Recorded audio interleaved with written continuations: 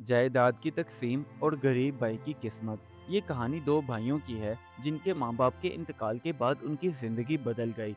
बड़े भाई ने लालच में आकर सब कुछ अपने नाम कर लिया और छोटे भाई को खाली हाथ घर से निकाल दिया।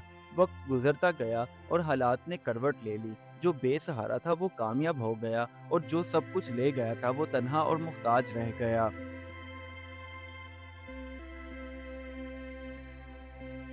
गांव का ये घर भी आम घरों की तरह ही था, जिसमें दो भाई और उनके वालिदैन रहते थे।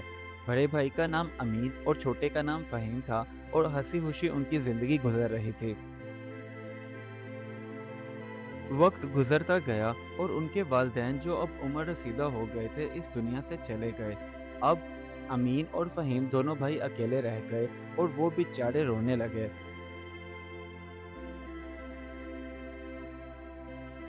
कुछ दिन तो उन्होंने अपने माँ-बाप के जाने का शोक मनाया, लेकिन आहिस्ता-आहिस्ता उनकी ज़िंदगी मामूल पर आ ही रही थी कि बड़े भाई अमीन ने जायदाद की तक़सीम का फैसला सुना दिया।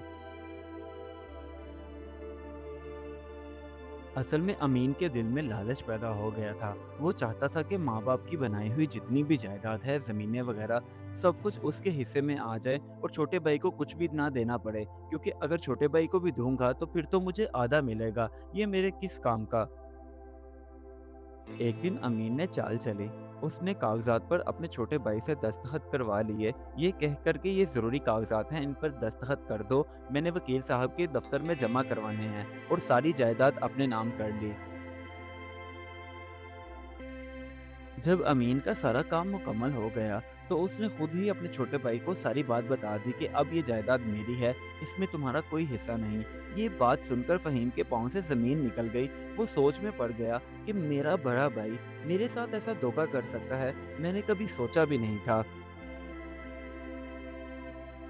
अब अमीन अपने भाई से कहने लगा, चलो भी फ़हीम साहब, इस घर से निकल जाओ, तुम्हारा दाना पानी इस घर से ख़त्म हो गया है, अब जाकर अपना कोई और ठिकाना करो। फ़हीम चुप करके घर से निकल गया, लेकिन वो परेशान था और इसी सोच में गुम हो गया कि मेरा सगा भाई, मेरा खून का रिश्ता, मेरे ही साथ धोखा करेगा, कभी नहीं सोचा था। अब फ़हीम ने अपनी ज़िंदगी गुजारने के लिए नया आगाज़ किया। वो बेचारा मेहनत मज़दूरी करने लगा, कभी ईंटें उठाता, तो कभी सीमेंट, रेत, बजरी वगैरह।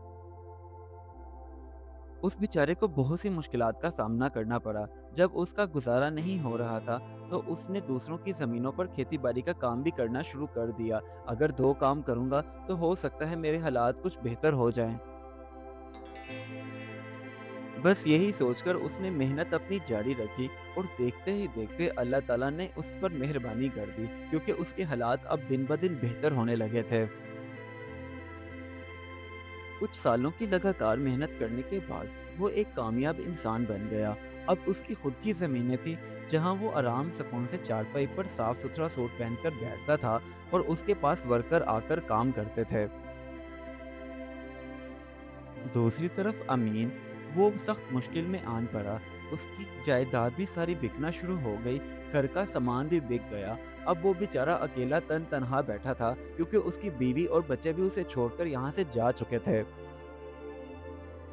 अब अमीन के पास पछताने के सिवा कुछ नहीं बचा था। वो सोचने लगा कि मैंने धोखाधड़ी की, अपने भाई को ही घर से निकाल दिया, और देखो आज मेरा अंजाम क्या हो रहा है।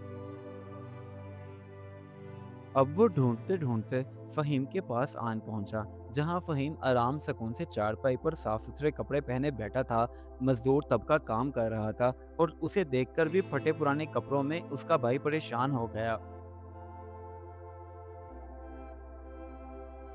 पहले तो अमीन ने अपने भाई से माफ़ी मांगी कि उसने बहुत कुछ गलत किया, अपने छोटे भाई का हक खाया और उसे उसकी जायदाद से ही बेदखल कर दिया।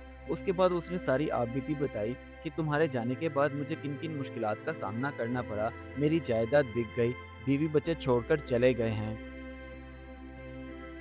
फ़हीम ने अपने बड़े भाई की सारी बात गौर से सुनी, लेकिन उसे कुछ ना कहा, बल्कि माफ़ कर दिया और उठकर अपने बड़े भाई को गले से लगा लिया, क्योंकि वो अभी भी वैसा ही उसका एहतराम करता था जैसे पहले। उस दिन के बाद दोनों भाइयों ने नई ज़िंदगी शुरू की और रिश्तों की कदर समझ ली। इस कहानी से हमें ये सबक मिलता है, लालच इंसान को तबाह बर्बाद कर देता है और मेहनत करने वाला कभी नाकाम नहीं होता। इसीलिए रिश्ते दौलत से ज़्यादा कीमती होते हैं और माफ़ करना सबसे बड़ी बात होती है। Do like my videos and don't forget to subscribe my YouTube channel. Also press the bell icon.